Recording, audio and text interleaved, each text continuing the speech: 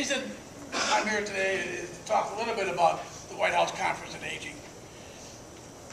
The Older Americans Act has not been authorized by Congress, I believe, since 2006. It used to be an automatic reauthorization, and because of the Older Americans Act, it provided a lot of benefits for retirees. It put in nutritional programs, housing, busing, and they set a strategy to take care of our older Americans. It's sad that we can't get Congress to budget this anymore.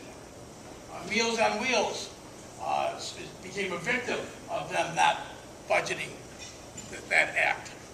So it's really a shame what's going on in Washington, D.C. So the meeting in Cleveland, which I wasn't there because I wasn't invited, but some folks that I knew that were there said that there was actually a real discussion about pensions, Social Security, and Medicare for the very first time in about what happened to pensions in this country.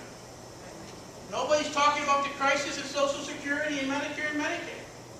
So we, as the Alliance for Retired Americans, thought that we need to talk about those issues. So we put together all kinds of materials that the Alliance put together that you have today, and we brought people to the rest of these regional meetings, and we started leafleting the meetings when people came in, gave people stickers that said real retirement security now, and we managed to get a few more people into these meetings. So please, 2016 isn't that far away. It's a little early to be talking about that election.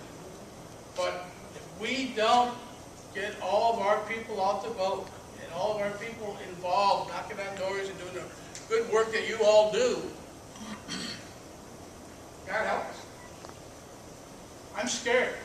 I'm 1 year, 21 months, no wait, 1 year, 1 year, that's 7 months and 21 days, that's it. That's what I came in here. From retiring.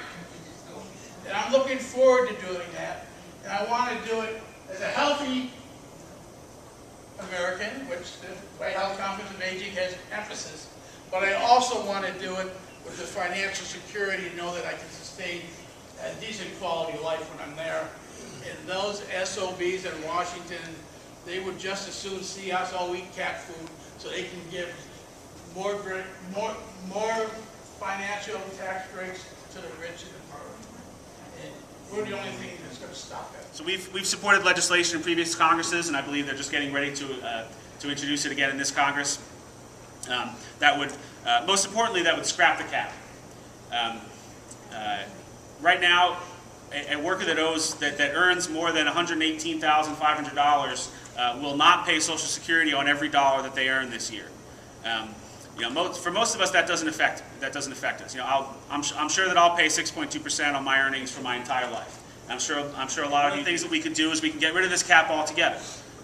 We can scrap the cap so that everybody pays the same rate. And my thoughts now are maybe seniors don't know and they are uninformed about how these people that they're going to be voting for are going to vote for them or not vote for them. So the question then becomes, how do we inform seniors on how to vote and who to vote for and what's important? What should this organization do? And I think what we need to do is we need to have a kind of an honest conversation about what is the role of this retirees organization.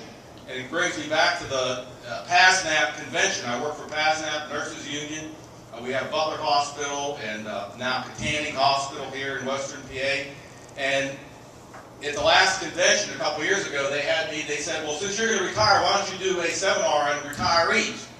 And all the nurses were sitting there. There's maybe 50 of them, and there's a young guy in there who was a financial advisor, and he said, do you know that it takes $250,000 in money for a retiree just to pay what they need, that Medicare doesn't have $250,000. I don't have that much money to pay my supplements for Medicare retirees. I can't even pay my bills. And then they said, well, Ed, what do you think of this? Is that true? And I said, yeah, you need a little, probably $250,000. And I said, forget about the 401ks, forget about savings. What we really need to do is we need to create literally a revolution. You need to protect Social Security. You need to protect Medicare.